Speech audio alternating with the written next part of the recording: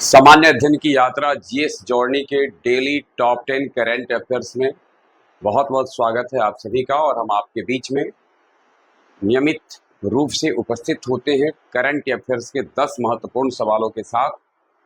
और इसी कड़ी में हम आज भी आपके बीच उपस्थित हैं 10 महत्वपूर्ण सवालों के साथ। और शुरुआत डेली की तरह करते हैं उस सवाल से जो पिछले अंक में डाले जाते हैं। पिछले दिन आपसे के सामने जो हमने सवाल रखा था, सवाल था अभी टेस्ट क्रिकेट के इतिहास में एक ऐसा गेंदबाज बन गया है जिसने लगातार 5 मेडन विकेट ओवर डाला है। और यह टेस्ट क्रिकेट के इतिहास में पहली बार हुआ है। और कई लोगों ने इसका सही आंसर लिखा है Justin Graves. Justin Graves West Indies के गेंदबाज है जिन्होंने अभी हाल ही में पाकिस्तान के साथ जो टेस्ट मैच चल रहा है उसमें इस कारनामे को किया है।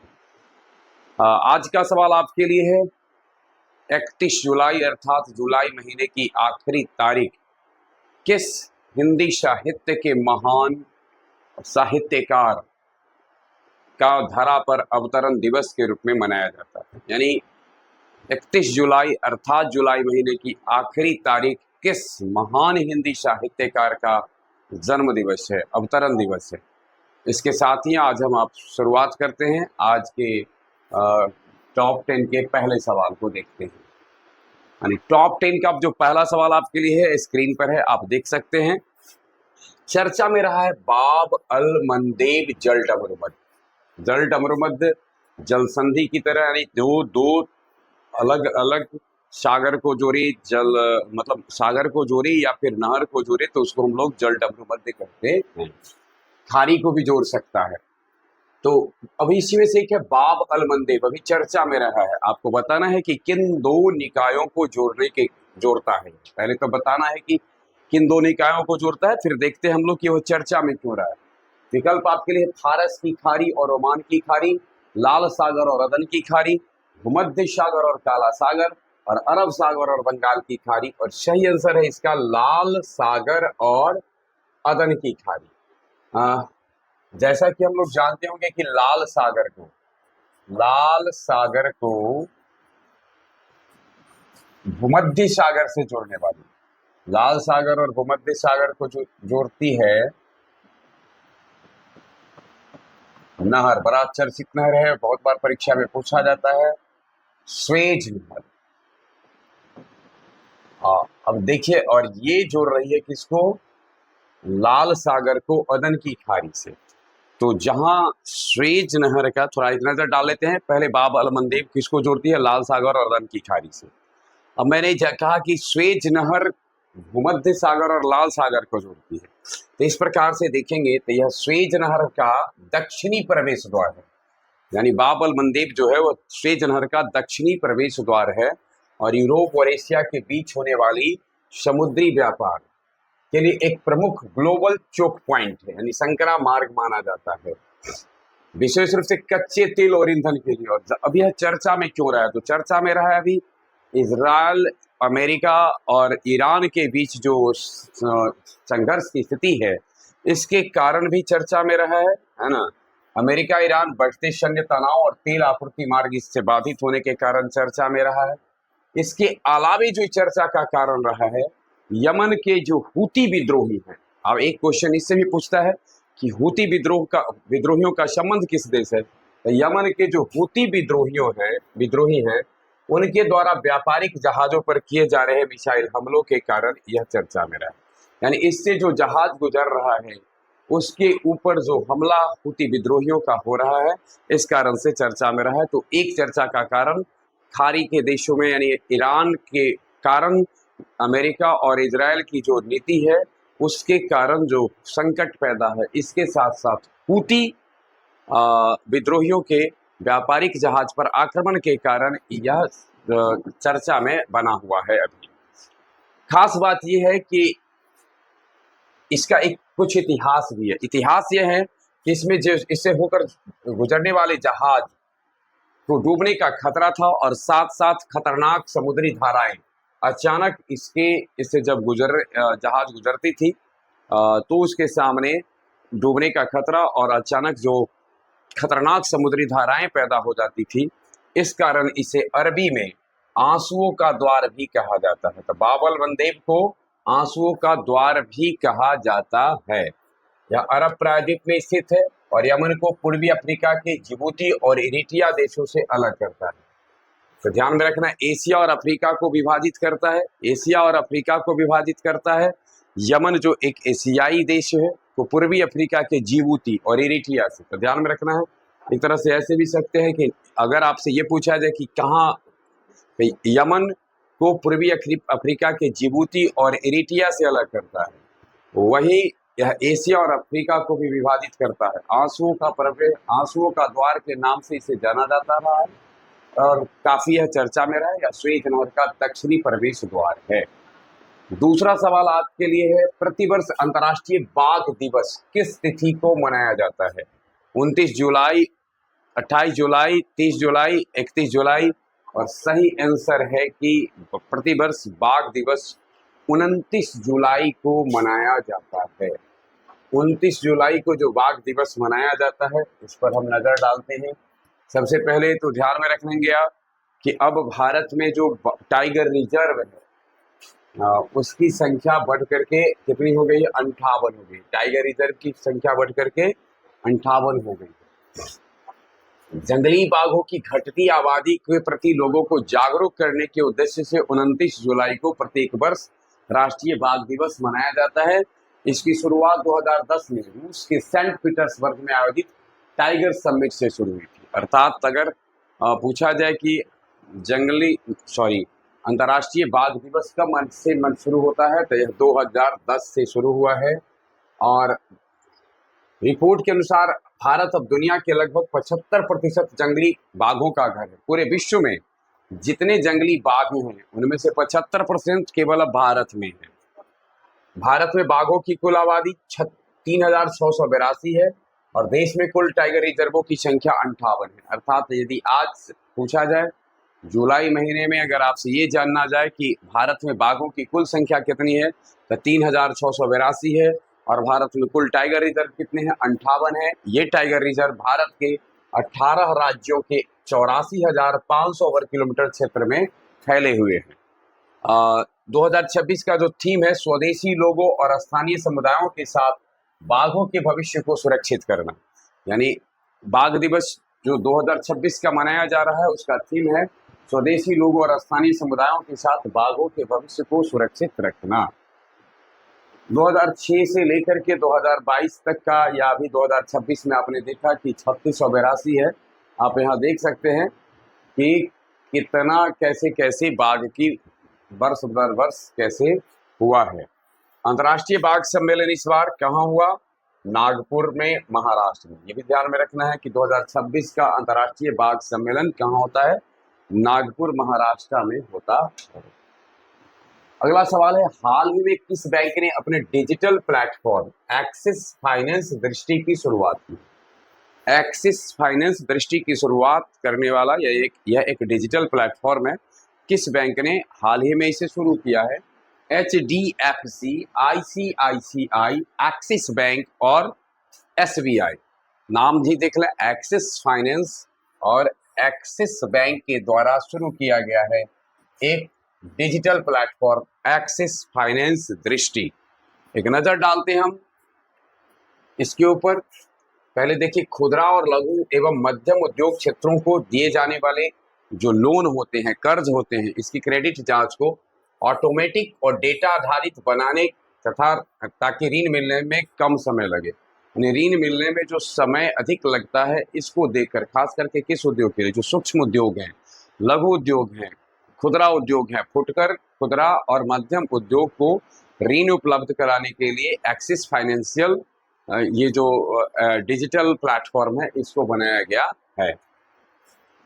शुरुआत में 4 मुख्य loan products, personal loan, business loan, loan against property और दिशा होम लेने के लिए इसे लागू किया गया है। अभी इसके प्रबंध निदेशक और मुख्य कार्यकारी अधिकारी है अमिताभ चौधरी। अगर आपसे पूछा जाए कि एक्सिस बैंक के प्रबंध निदेशक और मुख्य कार्यकारी अधिकारी CEO कौन है, तो है अमिताभ चौधरी। अगला है बिमको ICS, BIMC बिमको और आईसीएस सिफरॉर वर्क फोर्स रिपोर्ट के अनुसार वैश्विक समुद्री जनशक्ति में भारत का हिस्सा कितना प्रतिशत है? तो देखिए, ये पहले तो बिमको देख लें, जो बाल्टिक सागर है, तो उसका B for Baltic International Maritime Council, Baltic International Maritime Council. और जो ये जो इंटरनेशनल शिपिंग कॉरपोरेशन है, उसके द्वारा जो आंकड़े दिए गए हैं, उसके अनुसार भारत का जो है वह 12.2% है हिस्सा। भारत का हिस्सा तो 12.2% है। जैसा कि हम जानते हैं, भारत अभी अमृत काल से गुजर रहा है और भारत में को एक विकसित भारत बनाने की दिशा में प्रयास किए जा रहे हैं, और उसी प्रयास में समुद्र में भी भारत एक समुद्री शक्ति के रूप में भी मजबूती से उभरे, इसलिए इसको भी थोड़ा बढ़ाने का प्रयास किया जा रहा है। यानी सोचिएगा 2047 तक हिस्सेदारी मतलब भारत की मजबूत हो जाए, भारत विकसित देश बने, इसके लिए 2030 तक लक्ष्य रखा गया है 20%, और अभी है 12.2%। और जैसे बीम को जिक्र हमने किया कि Baltic and international Maritime council है, वही ICS international chamber of shipping, international chamber of shipping, ये दोनों अंतर्राष्ट्रीय स्तर पर शिपिंग कॉरपोरेशन की संस्था है। इस संस्था के द्वारा जो रिपोर्ट जारी किया गया है, उसमें बात किया जाए हिस्सेदारी के साथ, भारत दुनिया का दूसरा सबसे बड़ा नाविक आपूर्ति करने वाला देश बन गया है। यानी नाविक आपूर्ति करने वाला विश्व में दूसरा देश भारत बन गया है। जहां तक सवाल बिमको का है, दुनिया का सबसे बड़ा अंतर्राष्ट्रीय प्रत्यक्ष सदस्य आधारित शिपिंग संगठन है, जिसकी स्थापना 1905 ईस्वी में हुई और मुख्यालय बाग्सफोर्ड डेनमार्क में है। वही आईसीएस यानी इंटरनेशनल चैम्बर ऑफ शिपिंग का मुख्यालय लंदन यूके में है, और इसकी स्थापना 1921 ईस्वी में हुई थी। यह दुनिया भर के राष्ट्रीय पोत मालिक, जो बड़े बड़े जहाज हैं और साथ साथ जो बड़े बड़े पोर्ट हैं, उनके मालिक संघों का मुख्य वैश्विक व्यापार संघ है। एआई, 5वां सवाल है, एआई सक्षम मीटिंग सारांश टूल सभासार किस मंत्रालय द्वारा लॉन्च किया गया है? आर्टिफिशियल इंटेलिजेंस सक्षम जो एक मीटिंग सारांश टूल है सभासार, पहले तो पूछा जाए कि सभासार है क्या, तो यह एक एआई सक्षम मीटिंग सारांश टूल है, और इसे किस मंत्रालय द्वारा लॉन्च किया गया है? शिक्षा मंत्रालय, पंचायती राज मंत्रालय, गृह मंत्रालय, इलेक्ट्रॉनिक्स एवं आईटी मंत्रालय। और सुनने से तो लगता है कि एआई है, तो शायद आईटी हो, लेकिन सही आंसर है इसका पंचायती राज मंत्रालय के द्वारा लॉन्च किया गया है। लॉन्च की तिथि रही है, लॉन्च होना है, सॉरी, पीछे किया गया था 14 अगस्त 2025 को नई दिल्ली में आधिकारिक तौर पर इसे लॉन्च कर दिया गया था, लेकिन इसकी ऑडियो या वीडियो रिकॉर्डिंग से सीधे और स्वचालित रूप से संरक्षित बैठक कार्यविधि तैयार करना है। यानी आधिकारिक रूप से इसका पिछले साल ही हो गया था लॉन्चिंग। पंचायत अधिकारी अब ई ग्राम स्वराज पोर्टल के लॉगिन क्रेडेंशियल का उपयोग करके प्लेटफॉर्म पर मीटिंग रिकॉर्डिंग अपलोड कर सकते हैं। ब्रिक्स औद्योगिक दक्षताओं के लिए भारत केंद्र के रूप में किस संगठन को नामित किया गया है? ब्रिक्स औद्योगिक क्षमताओं के लिए भारत केंद्र के रूप में किस संगठन को नामित किया गया है?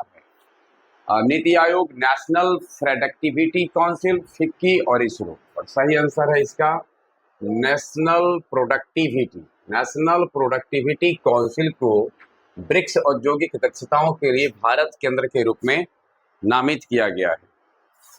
नेशनल प्रोडक्टिविटी काउंसिल को इसमें शामिल किया गया है। ब्रिक्स की स्थापना संयुक्त राष्ट्र औद्योगिक विकास संगठन के तकनीकी सहयोग से की गई है, ब्रिक की। और अब देखिए, पहले था ब्रिक, अब उसको बदल दिया गया है, ब्रिक्स हो गया है, जिसकी चर्चा हम लोगों ने पीछे अंतर्राष्ट्रीय संगठन का एक विशेष वीडियो है, विशेष क्लास है, जिसको आप देख सकते हैं। राष्ट्रीय उत्पादकता परिषद भारत की ओर से इस केंद्र की नोडल एजेंसी के रूप में कार्य करेगी। वाणिज्य और उद्योग मंत्रालय के तहत काम करने वाले उद्योग और आंतरिक व्यापार संवर्धन विभाग के नीतिगत मार्गदर्शन में इस पहल को स्वीकृत करेगी। उद्देश्य है भारत सहित सभी ब्रिक्स देशों में विनिर्माण कंपनियों और सूक्ष्म लघु एवं मध्यम उद्योग को एक ही स्थान पर एकीकृत सहायता प्रदान करना है। जानते ही होंगे आप लोग, ब्रिक्स में कम से कम इसका फुल फॉर्म से ही समझ सकते हैं, ब्राजील, रशिया, इंडिया, चाइना और साउथ अफ्रीका। तो इस तरीके से अगला सवाल है, भारतीय बाइसन महोत्सव का आयोजन किस राज्य में स्थित देब्रीगढ़ वन्यजीव अभयारण्य में किया जा रहा है? देब्रीगढ़ वन्यजीव अभयारण्य में किया गया है क्या चीज? भारतीय बाइसन महोत्सव। तो पहले तो समझ लेना है कि भारतीय बाइसन महोत्सव पूछा जाए कहाँ आयोजित किया जा रहा है? देब्रीगढ़ वन्यजीव अभयारण्य में। यह कहाँ है? असम, पश्चिम बंगाल, उड़ीसा, झारखंड, और सही आंसर है इसका ओडिशा में। यानी भारतीय बाइसन महोत्सव का आयोजन देब्रीगढ़ वन्यजीव अभयारण्य में हो रहा है, जो ओडिशा में। देब्रीगढ़ वन्यजीव, अब देखिए, बारगढ़ और संबलपुर जिले महानदी पर बने हीराकुंड बांध, आप जैसा कि जानते ही होंगे, बड़ा प्रसिद्ध है। हीराकुंड बांध किस नदी पर है? महानदी पर है। और महानदी पर जो हीराकुंड बांध है, उसी के बारगढ़ और संबलपुर जिले में देब्रीगढ़ वन्यजीव अभयारण्य स्थित है। हीराकुंड वन्यजीव प्रभाग द्वारा देब्रीगढ़ में 0 पॉइंट पर इसे अनूठे महोत्सव का दूसरा संस्करण सफलतापूर्वक आयोजित किया गया। 2026 में हुई नवीनतम जनगणना के अनुसार देब्रीगढ़ हीराकुंड क्षेत्र में भारतीय बाइसन की आबादी बढ़कर 848 हो गई है, जो ओडिशा में इस प्रजाति का सबसे बड़ा घनत्व है। यह अभयारण्य प्रसिद्ध स्वतंत्रता सेनानी वीर सुरेंद्र साई से भी जुड़ा हुआ है, जिन्होंने अंग्रेजों के खिलाफ विद्रोह के दौरान इसके जंगलों को अपना रणनीतिक आधार बनाया था। यानी बार पथारा को अपना इन्होंने एक रणनीतिक आधार बना करके सुरेंद्र साई ने अंग्रेजों के खिलाफ विद्रोह किया था। सुरेंद्र साई का जो अंग्रेजों के खिलाफ संघर्ष था, उसमें इस जंगल का विशेष रोल है। केंद्र सरकार के नशा मुक्त युवा अभियान का मुख्य उद्देश्य किस लक्ष्य को प्राप्त करना है? नशा मुक्त युवा अभियान का पूरा थीम जब आप सुनेंगे तो अपने आप इसका उत्तर मिल जाएगा। आत्मनिर्भर भारत, डिजिटल भारत, स्वच्छ भारत, विकसित भारत। यानी युवा देश की बड़ी ताकत होती है, और युवा अगर भटकाव में आ जाए, युवा अगर किसी तरीके से बहकाव में आ जाए, तो फिर देश जिस लक्ष्य को निर्धारित करता है उसको शायद उसको पाने में उसके सामने कठिनाई हो जाती है। इसी को ध्यान में रख करके युवा को नशा से मुक्त किया जाए, ताकि वह अपने लक्ष्य को समझे और अपनी भूमिका को समझकर अपने अंदर पात्रता का विकास करके देश समाज का कल्याण कर सके। इसी उद्देश्य से नशा मुक्त युवा अभियान चलाया जा रहा है, जिसका अगर आपने, जैसा हमने कहा कि इसका सीधा आधिकारिक नाम ही है नशा मुक्त युवा फॉर विकसित भारत संकल्प अभियान। नशा मुक्त युवा फॉर विकसित भारत संकल्प अभियान के तहत 100 सप्ताह का यह अभियान है, जिसमें अगस्त 2026 में से शुरू किया जा रहा है। यानी अगस्त 2026 में शुरू किया जाएगा, और पूरे देश से कोशिश की जाएगी कि युवाओं को नशा मुक्ति से दूर, मतलब नशा से मुक्त किया जाए। देखिए, इस अभियान का मुख्य आयोजन कर रहा है सामाजिक न्याय और अधिकारिता मंत्रालय। डॉक्टर वीरेंद्र कुमार अभी इसके मंत्री हैं, और सहयोगी मंत्रालय हैं युवा कार्यक्रम और खेल मंत्रालय। इसके मंत्री हैं मनसुख मांडविया। यानी आपसे पूछा जाए युवा कार्यक्रम और खेल मंत्रालय के मंत्री कौन है, तो मनसुख मांडविया, और सामाजिक न्याय और अधिकारिता मंत्री कौन है, डॉक्टर वीरेंद्र कुमार।